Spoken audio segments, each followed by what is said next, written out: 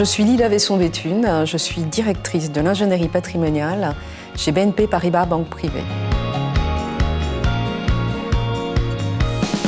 L'entraide familiale peut constituer en période de crise un vrai rempart familial. Le sujet est d'ailleurs à l'ordre du jour du gouvernement qui réfléchit à un nouveau dispositif fiscal visant à favoriser le soutien financier interfamilial à destination des enfants et des petits-enfants. En attendant, il existe déjà de nombreuses possibilités, de la plus simple à la plus complexe. On peut tout d'abord se tourner vers le présent d'usage si la situation s'y prête.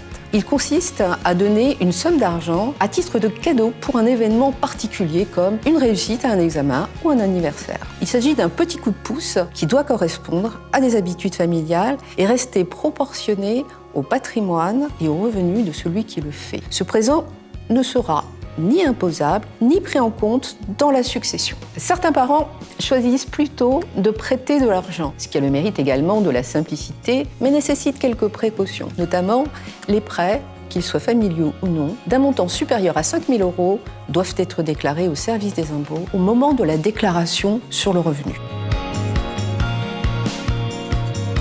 Là aussi, il existe toute une palette de solutions, de la plus simple à la plus élaborée.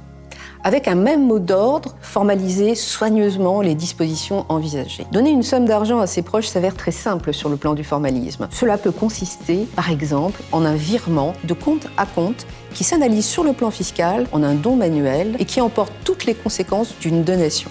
Dès lors, il est recommandé d'aménager par écrit ce don manuel afin d'éviter des conflits ultérieurs entre les héritiers. Il existe sur le plan fiscal 2 régimes fiscaux de faveur adaptés. Le premier, le don familial de sommes d'argent au profit de descendants ou en l'absence de descendants au profit de neveux ou de nièces. Ce don est exonéré de droits de donation à la condition que le donateur ait moins de 80 ans et que le donataire soit majeur ou mineur émancipé. L'exonération est toutefois plafonnée à 31 865 € par donateur et donataire. Le second dispositif, c'est un nouveau régime d'exonération temporaire dans la limite de 100 000 € par donateur, sous condition d'affectation des sommes données à la souscription ou à l'augmentation de capital de certaines petites entreprises ou à la construction ou aux travaux de rénovation énergétique de la résidence principale du bénéficiaire.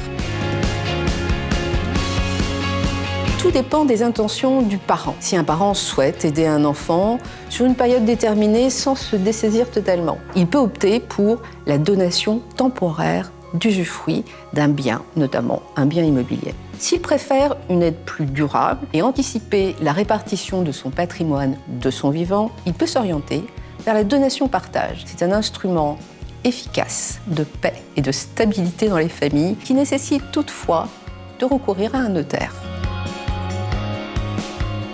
Il faut bien peser ses décisions. Si aider un de ses proches est une décision louable, il ne faut pas perdre de vue que la donation constitue un acte irrévocable. Il faut veiller à conserver le patrimoine et les revenus nécessaires au financement du train de vie, notamment au moment de la retraite, et penser à conserver des fonds pour financer la dépendance.